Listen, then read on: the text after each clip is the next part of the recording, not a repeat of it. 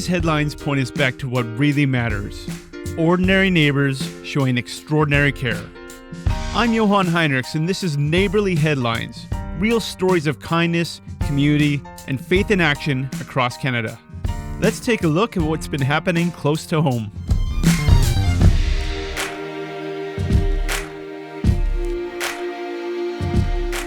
Hey friends, this is Neighborly Headlines, where compassion is the local news. I'm your host today, Johan Heinrichs. Today, we're headed from the wind-whipped coast of Labrador to the quiet streets of Cambridge, Ontario.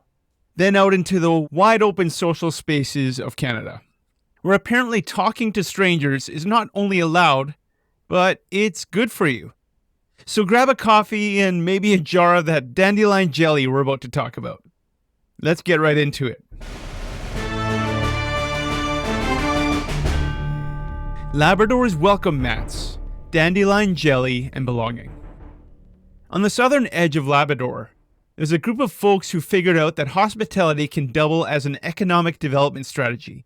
They call it the Welcoming Communities Project, but it can just as easily be called Come for the Socks and Stay for the Love.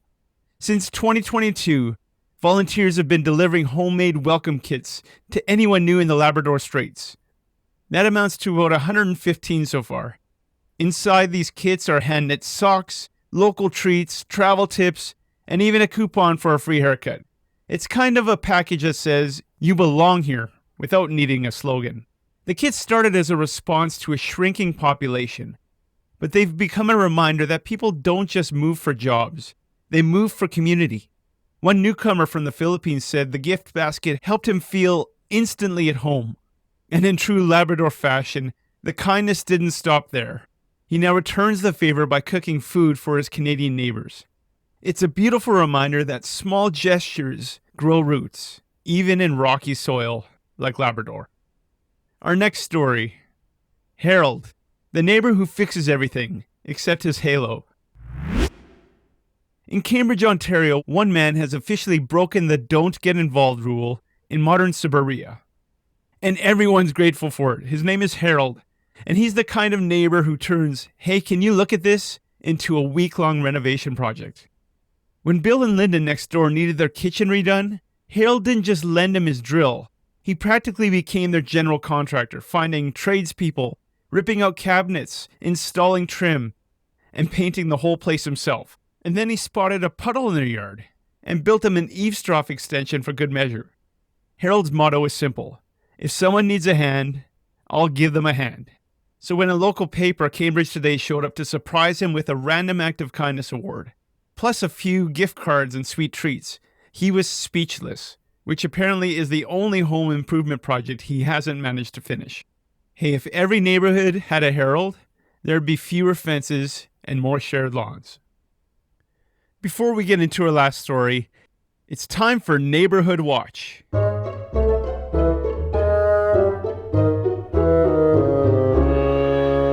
This is the segment where we take a peek at some of the real-life calls Canadians have made to their cities about their neighbors. Because sometimes community life gets a little messy, a little creative. After you hear today's call, you can head over to our CareImpact podcast group on Facebook and vote in our poll. Would you call this one in? Would you talk to your neighbor? Would you let it go and pray? Or would you have a hard time not retaliating? Here's the situation. A neighbor called a bylaw to report that the neighbor's cat sits on the fence and stares at them. Now, I've met a few cats in my life, and I can tell you, intimidation is their kind of thing. They don't knock, they don't apologize, they just stare. Still, imagine calling City Hall to say, "I'd like to report excessive eye contact." That's commitment. For me, well, I'm retaliating, not against the neighbor, but I'm going right up to the cat to stare him back down. I'm actually pretty good at staring contests, and I often beat my daughter's cat, Lucy.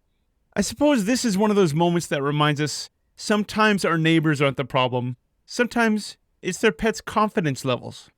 So what would you do? Would you call this one in? Would you talk to your neighbor? Would you let it go and pray? Or do you have a hard time not retaliating? You can vote right now on our CareImpact podcast group on Facebook. Whatever your answer, remember, every neighbor's got its quirks. This takes us into our final story of the day.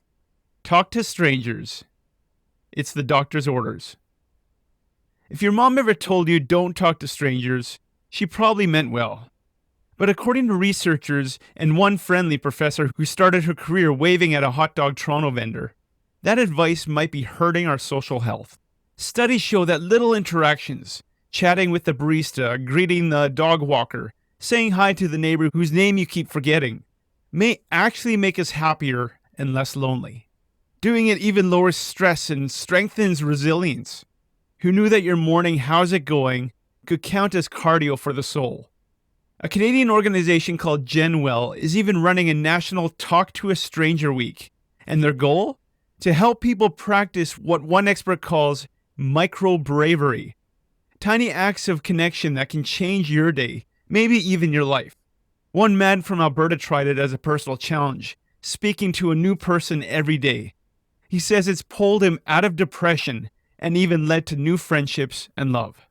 So I don't know about you, but I feel challenged by this whole idea of micro-bravery, and I know that I can use it myself. So go ahead, say hi to the stranger at the grocery store. Worst case scenario, you might brighten their day. Best case, you might end up sharing your story here on Neighborly Headlines. Hey, thanks for tuning in. We had 3 stories, 1 theme, connection. Whether it's a handmade welcome, a helping hand, or a hello to someone new, community doesn't just happen. It's built one act at a time. Now go out there and make your own headline, preferably one that smells like fresh paint or dandelion jelly. These headlines remind us that good news is still all around us, if we take the time to notice. Do you have a story of care happening in your neighborhood? Share it at neighborlypodcast.ca or join our CareImpact podcast group on Facebook. Neighborly is an initiative of CareImpact, a Canadian charity equipping churches, agencies, and communities with tech and training to care better together. Learn more at careimpact.ca. I'm Johan Heinrichs, and this has been Neighborly Headlines, because every story of care deserves to be seen and shared.